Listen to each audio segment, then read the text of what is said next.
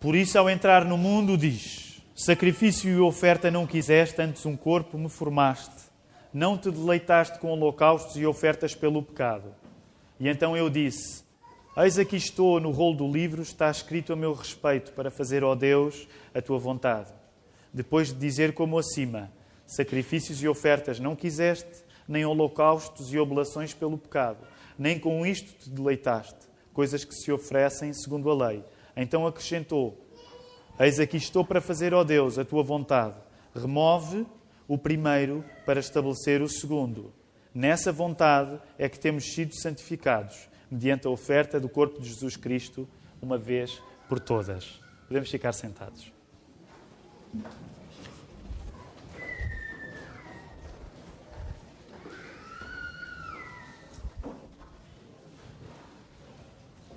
Um dos nossos objetivos nesta manhã era trazer aquilo que costumamos ouvir bastante para podermos ver. Uma das coisas que nós costumamos ouvir bastante durante os nossos cultos são as nossas crianças, mas hoje o objetivo era não só ouvi-las durante o culto, mas era orar por elas. Nesta manhã, o título da mensagem que gostava de partilhar convosco chama-se É Preciso Precisar de Jesus. É preciso precisar de Jesus. E gostaria que esta mensagem fosse breve, e vou fazer aqui uma tentativa de contrarrelógio.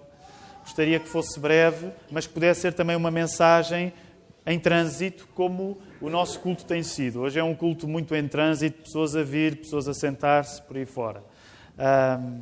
E por isso, o primeiro lugar onde gostaria que nós pudéssemos acampar um bocadinho é este lugar onde nós lemos Hebreus 10, 5 a 10. Uma das coisas que nós podemos perceber no texto que acabámos de ler é que na carta aos Hebreus há grandes discussões acerca de quem terá escrito a carta aos Hebreus. Há uma opinião tradicional que possa ter sido o apóstolo Paulo. Há outros que dizem que não é provável que tenha sido o apóstolo Paulo.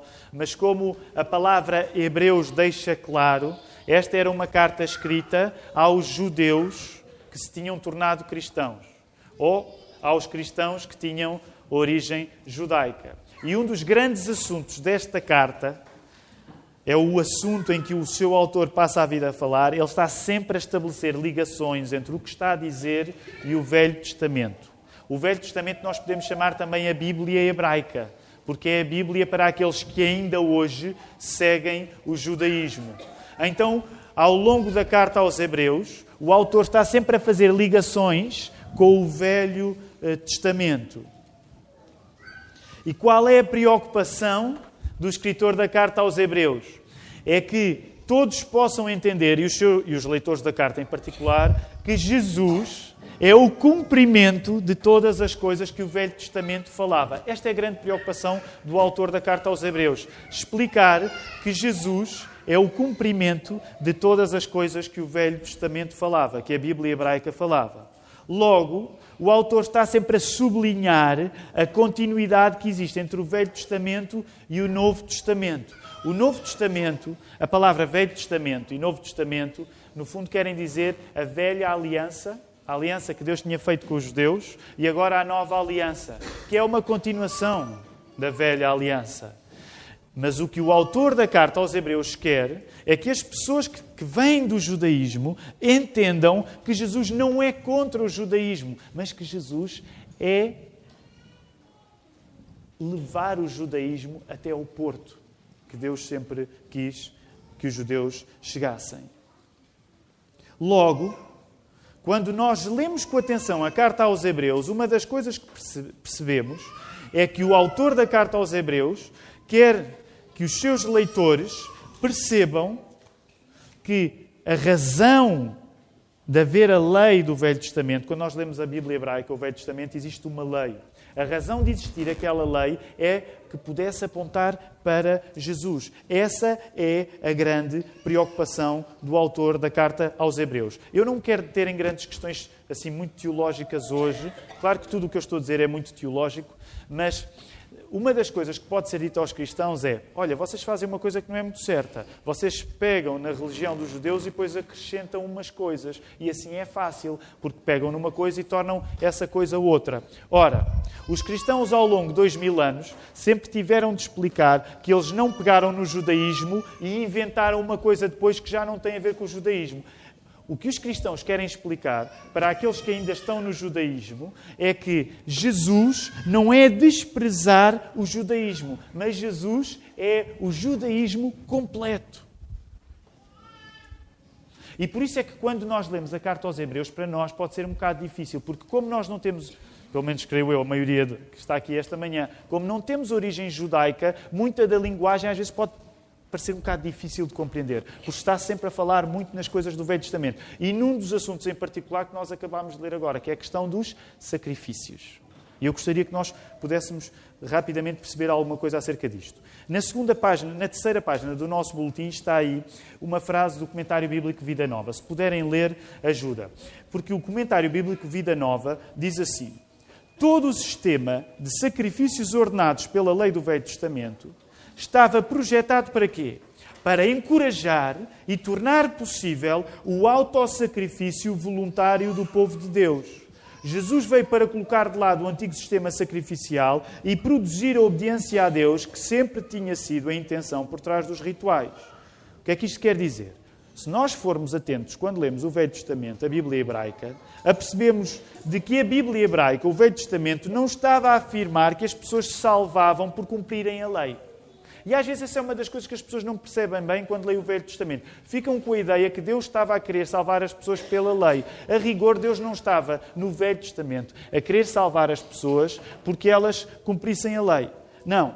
Por isso é que muitas vezes no Velho Testamento, inclusive é no texto que nós acabámos de ler, na carta aos Hebreus, se explica que Deus não tem assim tanto prazer em sacrifícios. Porquê? A lógica do Velho Testamento, com todo aquele sistema de sacrifícios, era chegar com a lei ao coração das pessoas. Deus, com aquela lei que pedia sacrifícios, não queria que as pessoas achassem que era no cumprimento dos sacrifícios que a coisa ficava resolvida. Deus, continuamente ao Velho Testamento, quer, através da pedagogia dos sacrifícios dos animais, explicar que o verdadeiro sacrifício é o da própria pessoa. Aprender a fazer sacrifícios com os animais levava-nos a entender que o verdadeiro sacrifício é o do nosso próprio coração. E isto nós já podemos encontrar no Velho Testamento. Não foi uma coisa que os cristãos inventaram depois com Jesus. Isto já lá estava. Por isso é que em algumas alturas, como esta que nós vimos agora em Hebreus, há alturas no Velho Testamento em que Deus diz: eu já estou farto dos vossos sacrifícios. E a pessoa pode dizer: mas como é que Deus está farto dos sacrifícios se foi Ele que os mandou fazer? Por uma razão. Porque Deus mandou fazer os sacrifícios para que a pessoa que os fizesse entendesse que a verdadeira vida que estava em causa não era dos animais que eram sacrificados, mas era a vida da pessoa. Esta era a lógica que o Velho Testamento já queria que os judeus compreendessem. Logo, a razão do Novo Testamento, qual é a razão do Novo Testamento? Jesus, o sacrifício de Jesus, já estava no Velho Testamento. Sobretudo em todas as ocasiões em que se dizia que Deus não queria sacrifícios e ofertas, como diz o verso 8, que aí está dito. O sacrifício real que Deus ensinava, através da lei, era a entrega da nossa vida. Esse é que era o verdadeiro sacrifício. A entrega da nossa vida. Reparem, para aqueles que crescem numa igreja evangélica, às vezes nós dizemos as coisas sem pensar muito. Quando nós cantamos em vários hinos: eu entrego, Senhor, a minha vida em sacrifício vivo. É precisamente disto que estamos a falar. Nós às vezes aprendemos a cantar isto e não pensamos no que estamos a dizer. Mas é precisamente esta a lógica. Eu entrego, Senhor, a minha vida em sacrifício vivo. No sentido em que, Deus, eu sei o que é que Tu queres de mim. Não é apenas que eu faça umas coisas religiosas e Tu ficas contente. Não, Senhor, eu sei o que é que Tu queres de mim. Tu queres de mim o meu coração. Tu queres de mim, queres-me todo. Essa era a lógica que já estava no Velho Testamento. Ora, segundo lugar do nosso trânsito, são 3 lugares de trânsito hoje. O segundo lugar do nosso trânsito que eu vos gostaria de indicar é o Salmo 40. E porquê o Salmo 40? Se quiserem podem ir até lá. Salmo 40. Aliás, eu agora deixei a Bíblia a outra Bíblia lá em cima, alguém que possa dizer na Bíblia para todos, o número da página no Salmo 40. Para quem estiver o Salmo 40. Alguém que possa dizer aí o número da página. E porquê é que estamos a ir ao Salmo 40? Porque neste texto que acabámos de ler, na carta aos Hebreus, existe uma referência ao Salmo 40. Quem é que achou a página? 646. Para quem estiver na Bíblia para todos, vá à página 643. 643. Para percebermos que isto é uma coisa que acontece muito quando se lê a Bíblia.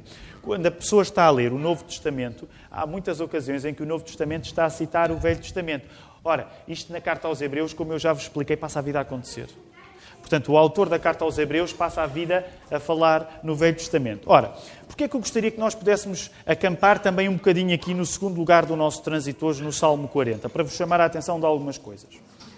O Salmo 40 está dividido em duas partes.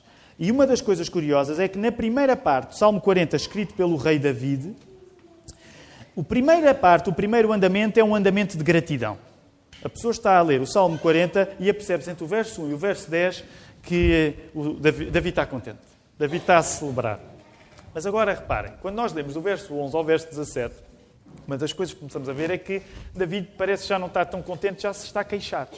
David passa de começar contente e termina a queixar-se. O Salmo começa com gratidão e termina em lamento. E esta mistura de sentimentos que nos parecem contraditórios não é assim tão estranha na Bíblia. Deixem-me abrir um entre parênteses. Nós, nas reuniões de oração à quinta-feira, uma das coisas que eu estou a entusiasmar as pessoas é lerem a Bíblia num ano. Muitos de nós já o fazemos.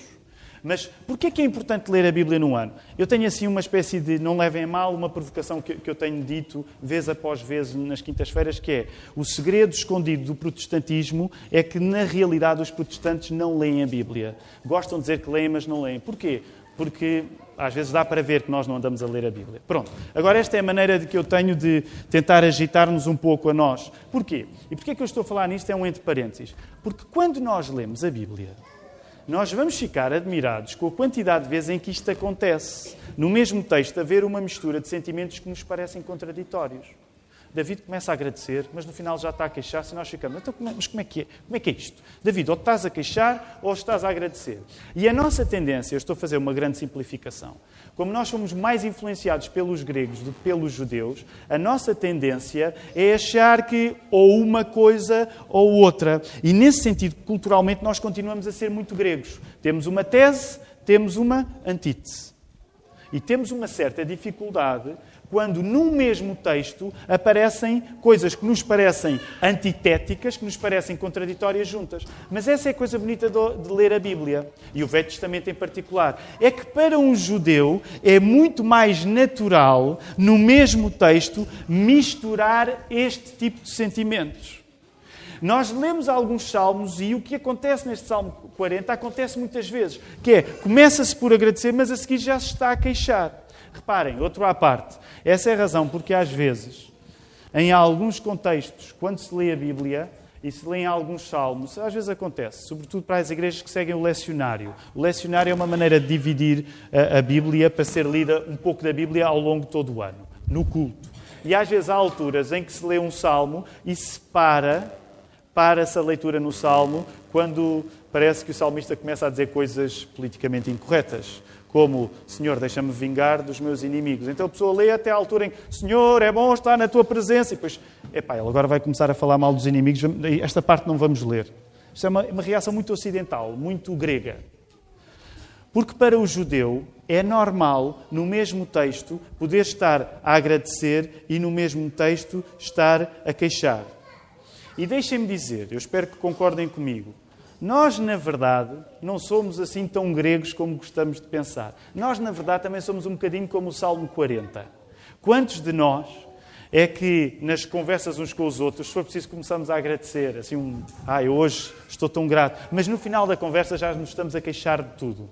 Quantos de nós, às vezes, mesmo a orar, também não é assim, Senhor, é bom estar na tua presença, mas 5 minutos depois, Senhor, tu tens de me dar paciência, Senhor, eu não vou aguentar, se tu não fores comigo, não é? E, portanto, todos nós somos um bocadinho como o Salmo 40. Somos menos gregos do que achamos, menos razoáveis, e somos pessoas que misturam.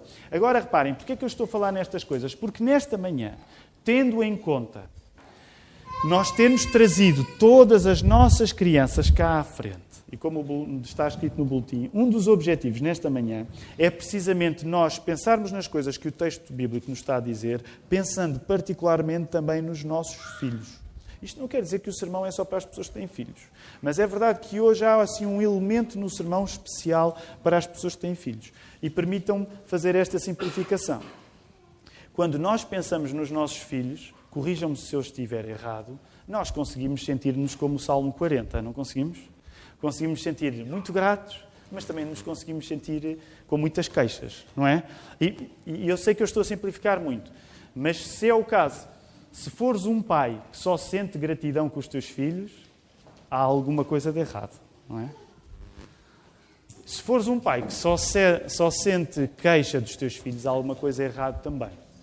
É suposto que nós vivamos a tarefa de sermos pais e percebamos um pouco este espírito que está aqui no Salmo 40. Às vezes muito gratos, às vezes muito queixosos. Se nós temos num livro que para nós é sagrado, um mesmo texto onde temos gratidão e queixa, é porque essa mistura tem tanto da doença como da cura. Afinal, reparem, no Salmo 40, tanto diz, isto é muito engraçado quando nós lemos David, e os Salmos em particular. David, há uma altura, ele começa assim o Salmo 40, eu estou a parafrasear, Deus tirou-me de um tremedal de lama. E eu nem sei bem, porque não fui verificar, eu nem sei bem o que é que tremedal quer dizer, mas parte do princípio que tremedal de lama não é uma coisa bonita.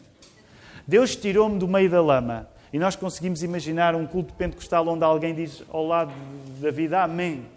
Mas a seguir, logo a seguir, no verso 13, David já está a dizer uma coisa assim parecida com isto. Despacha-te a livrar-me, Deus. Mesmo salmo. Deus tirou-me da lama. Mas logo a seguir, Senhor, despacha-te a livrar-me. Apressa-te a vir em meu socorro. E a nossa tendência é perguntar, então em que é que ficamos? E estas são perguntas que, sendo colocadas pelo Salmo 40, também parecem ser solucionadas pelo Salmo 40. Porque a Bíblia é assim mesmo. E hoje não há tempo para eu levar isto com profundidade. Mas uma das coisas importantes que nós, enquanto cristãos evangélicos, acreditamos acerca de lermos a Bíblia, é que não é irmos ler a Bíblia para que as nossas perguntas sejam respondidas. Meus queridos, muitas vezes isso vai acontecer. Muitas vezes nós temos perguntas que vamos encontrar respostas na Bíblia. Mas a Bíblia quer uma coisa mais ambiciosa do que isso. Lembram-se, aqueles que são da minha idade, havia um jogo que era o Sabichão. E que tinha um... Isto para as nossas crianças, se elas vissem hoje, elas acharam uma... Ainda jogam, ainda acham graça aquilo. Na nossa geração, uma grande sofisticação era um jogo de tabuleiro onde havia um boneco com uma... Pronto, eu não vou fazer muitos movimentos, os irmãos já... com uma varinha, e ele acabava sempre a dar a resposta certa. O Manel está perdido a esta hora, nunca ouviu falar no Sabichão.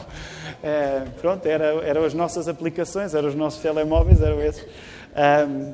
Mas para dizer o quê? Muitas vezes a nossa tendência é ir à Bíblia com a tendência de levarmos o mesmo tipo de ansiedade de jogar ao sabichão. Eu tenho perguntas e agora tenho de arranjar maneira de encontrar na Bíblia uma espécie de sabichão a dar uma resposta. Queridos irmãos, queridos amigos, muitas vezes isto acontece, mas a Bíblia quer mais do que isto. A Bíblia não quer apenas responder às perguntas que nós temos, porque muitas vezes a Bíblia não vai responder às perguntas que nós temos. O que a Bíblia quer é uma coisa mais ambiciosa, é mudar a nossa maneira de fazer perguntas. A Bíblia não está interessada em que todas as perguntas que nós temos, cheguemos lá e tenhamos uma resposta. A Bíblia está interessada em uma coisa mais ambiciosa, que é mudar a nossa maneira de fazer perguntas. Por isso é que o Salmo 40, com esta mistura de coisas que parecem contraditórias, é suposto mudar o nosso coração em relação às coisas. Não é só termos respostas para as coisas que já gostaríamos de ter. Reparem, Salmo 40 ainda, se nós tivermos em conta que o autor da carta aos Hebreus, quando cita este texto, como é que ele resolve? Respondam-me rapidamente. Como é que, quando nós lemos na carta aos Hebreus, como é que está resolvida a questão levantada pelo Salmo 40? Como é que na carta aos Hebreus está resolvido? O que é que resolve as questões levantadas pelo Salmo 40 na carta aos Hebreus? Qual é a resposta da carta aos Hebreus às perguntas do Salmo 40? É fácil, esta é a pergunta nível 1. Qual é a resposta em Hebreus 10, 5 a 10, às questões que estão levantadas no Salmo 40? Qual é a resposta? Meus irmãos, é aquela. À falta de melhor, o que é que a gente diz numa pergunta na igreja? Jesus. Está certo. A resposta é Jesus. Percebam a lógica. O autor da carta aos Hebreus está a fazer-nos entender que quando nós lermos o Salmo 40, há problemas que só vão ser resolvidos em último grau por Jesus. Reparem o que é que isto quer dizer. Sigam-me, por favor. O Salmo apresenta os problemas, sobretudo nas queixas, que estão na segunda metade, para que entendamos que estas queixas só vão poder ser totalmente resolvidas pelo Messias que havia de vir. Neste Salmo 40 é preciso precisar do Messias. O que o Salmo 40 quer é que nós precisemos de Jesus, que nós vivamos os momentos de gratidão com os momentos de queixa de uma maneira em que precisamos de Jesus. Por isso é que o sermão se chama É Preciso Precisar de Jesus. Sabem que uma das nossas maiores dificuldades, muitas vezes quando partilhamos a fé, é nós dizermos Jesus é a resposta para as tuas questões, mas muitas vezes a pessoa vai dizer, mas eu não fiz nenhuma questão. Porque um dos problemas quando partilhamos a fé é que nem sempre as pessoas se sentem a precisar de Jesus. E se as pessoas se sentem de uma maneira onde não precisam de Jesus, por bem intencionada que seja o nosso testemunho, ele não vai ser coerente. Porque as pessoas não têm necessidade de Jesus. Ora, o que a Bíblia nos está a fazer, antes de responder as coisas com Jesus, é na mistura da nossa experiência humana dizer que nós precisamos de Jesus. Nós precisamos de Jesus. É preciso precisar de Jesus. É Jesus que explica e que resolve a tensão entre gratidão e lamento. E na nossa vida não é diferente. Como terceiro e último lugar no nosso trânsito na palavra desta manhã, gostava que terminássemos na mesma dinâmica em que estivemos durante o serviço de culto. Pensando especificamente nos nossos mais novos. Nós vimos como a mistura entre gratidão e queixa nos ajuda a enquadrar-nos nesta tarefa, porque todos os pais e todas as mães conhecem bem os dois sentimentos, gratidão e queixa. E se estão numa fase onde ainda não sentem muita queixa dos seus filhos, deixem-nos crescer. A queixa vai chegar. Agora reparem, em Hebreus 10, se ainda lá estiverem, há um corpo mencionado no versículo 5, que é o corpo mencionado no versículo 10. O corpo de Jesus Cristo. Este corpo é o corpo do Filho de Deus, mas reparem, que é o último esforço intelectual que eu vos peço nesta manhã. Este corpo é o corpo do Filho de Deus, aquele que o autor da carta aos Hebreus está a falar, mas reparem a beleza da ideia. Este corpo, sendo o corpo do Filho de Deus mencionado em Hebreus, é o corpo do Filho da pessoa que escreveu o Salmo 40. Como assim? Este corpo de Jesus, mencionado em Hebreus 10, é o corpo do filho da pessoa que escreveu o Salmo 40. Quem é que escreveu o Salmo 40? David. Então, mas Jesus é filho de David? Jesus é filho de David. Não é filho de David imediato. Rapidamente, só para vos dar algum contexto nisto. Há um texto muito bonito, não precisam de ir até lá, segundo o livro de Samuel, no capítulo 7, há uma ocasião em que David, quando já tem uma situação de maior paz no país, em Israel, ele tem esta intenção muito positiva, que é, ele pensa, Deus tinha-se revelado no Monte Sinai através dos 10 mandamentos. Ora, as primeiras placas dos 10 mandamentos foram destruídas porque Moisés usou-as para destruir o bezerro de ouro. Vou avançar rápido. Houve umas segundas placas que o povo guardou, na chamada Arca da Aliança. Ora, a Arca da Aliança tinha andado com muito trânsito e tinha acabado de chegar a Jerusalém naquela altura. E o que é que David pensou? As coisas estão a correr bem para mim, eu tenho um bom telhado e está ali a Arca da Aliança sem grandes condições. Então David tem uma ideia. Eu vou construir uma casa com dignidade para Deus, porque não há direito eu estar aqui muito bem instalado e estão ali as coisas que são a revelação da lei divina e não tem condições. Então, David vai ter com Natã, que era um profeta, e diz, olha, eu vou construir o templo para Deus. Mas Deus diz uma coisa a Natã. Olha, diz Deus a Natã, ao profeta, diz a David que não é ele que vai construir uma casa para mim. Sou eu que vou construir uma casa para ele. Por bem intencionado que David estivesse, a intenção de David era: eu vou fazer aquilo que é preciso para que a nossa lei, que valoriza tanto os sacrifícios, tenha um sítio onde os sacrifícios possam ser bem feitos, nomeadamente o templo. Na prática, não foi David que o fez, foi Salomão. Mas Deus, apesar de olhar para a boa intenção de David, ele diz: olha, a verdadeira maneira de fazer sacrifícios não é tu julgares que vais fazer uma casa onde eles vão ser impecavelmente bem feitos. Eu digo que a verdadeira maneira de tu fazeres sacrifícios não é tu fazeres coisas para mim, mas é aceitares as coisas que eu faço para ti. E a coisa que eu quero fazer para ti, a intenção de Deus para David, é que eu vou suscitar da tua família a família que vai dar origem a Jesus. Por isso, tantas vezes nós nas igrejas evangélicas cantamos Jesus, raiz de Davi, Jesus, filho de Davi, que é uma expressão que vai ser usada no Novo Testamento. O que é que isto na prática quer dizer? David, na melhor das suas intenções, queria garantir que os melhores sacrifícios fossem feitos para Deus, neste caso, através da construção do templo. Mas Deus responde-lhe que os maiores sacrifícios não são feitos dos homens para Deus, mas do próprio Deus para os homens. E Jesus é a prova provada disto. Nós não nos salvamos pelo que fazemos por Deus, mas nós somos salvos por aquilo que Deus faz por nós. Onde é que eu quero levar este raciocínio? Porque nós, aplicando sobretudo aos pais nesta manhã, nós que somos pais, no melhor das nossas intenções, quando educamos os nossos filhos, muitas vezes temos a intenção de achar que somos nós que, através dos nossos filhos, vamos demonstrar que cuidamos do interesse de Deus. Vou voltar a repetir esta ideia. Nós temos tanta boa vontade na educação dos nossos filhos que muitas vezes colocamos sobre os nossos ombros a tarefa de demonstrar a Deus que nós vamos tratar das preocupações de Deus. Logo, tentamos educar os nossos filhos de uma maneira impecável. O que é que acontece a todas as pessoas que tentam educar os seus filhos de uma maneira impecável? Elas vão... O que é que acontece? Para não ser eu a dizer. O que é que acontece geralmente? Elas vão ficar frustradas. Elas vão ficar frustradas. É mais o contrário.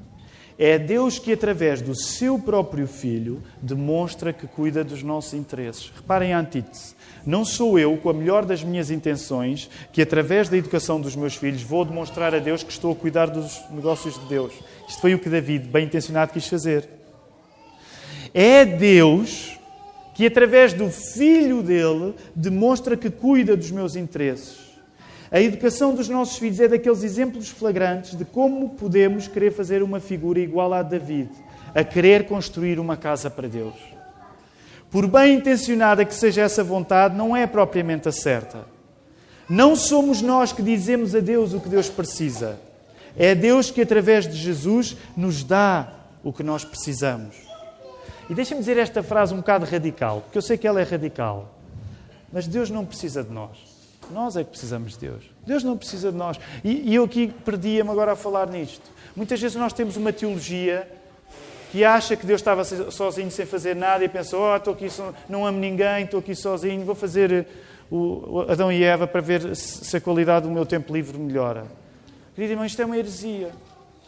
Porque Deus não estava sozinho. Deus é Pai, Filho e Espírito Santo. Deus não nos criou para amar alguém, porque o Pai ama o Filho através do Espírito Santo desde sempre. Deus criou-nos para que nós fizéssemos parte do amor que já existe dentro dele. E é nesse sentido que nós podemos e devemos dizer radicalmente, Deus não precisa de nós. Deus não precisa de nós para ser feliz. Nós é que precisamos de Deus para sermos felizes. Para alguns que sejam parecidos comigo esta manhã, eu coloco a pergunta, haverá ocasião mais clara a deixar-nos claro? Haverá ocasião mais clara a deixar-nos a certeza que nós precisamos da ajuda de Deus, como a educação dos nossos filhos? Haverá alturas onde nós estamos convictos, mais convictos que precisamos da ajuda de Deus do que quando estamos a educar os nossos filhos? Meus irmãos, e eu quero desdramatizar isto. Não fiquem com a ideia que de repente todos aqueles que são pais vivem à beira do colapso. Bem, se calhar é melhor que fiquem com a ideia, porque se calhar não é assim. Dependendo da família. Eu vou fazer da gargalhada do Tiago Ramos um amém àquilo que eu disse. Porque há algumas pessoas que estão comigo neste barco. Agora percebam o que eu quero dizer com isto. Percebam o que eu quero dizer com isto. Eu não quero esta manhã dar a ideia, de maneira nenhuma, eu não quero dar a ideia que esta conclusão à qual os pais chegam de que eu não vou conseguir fazer isto bem sem a ajuda de outra pessoa, seja uma espécie de maldição. Porque não é uma maldição, é uma bênção. Mas, novamente, é aqui que eu quero sublinhar. Estão a ver como o caráter judaico da Bíblia une melhor as coisas? No lugar onde nós nos sentimos mais abençoados é o lugar onde nós nos sentimos mais desafiados. O lugar onde nós nos sentimos mais felizes é o lugar onde nós nos vamos sentir mais frustrados. E os nossos filhos são excelentes a mostrar-nos isso acerca de nós próprios.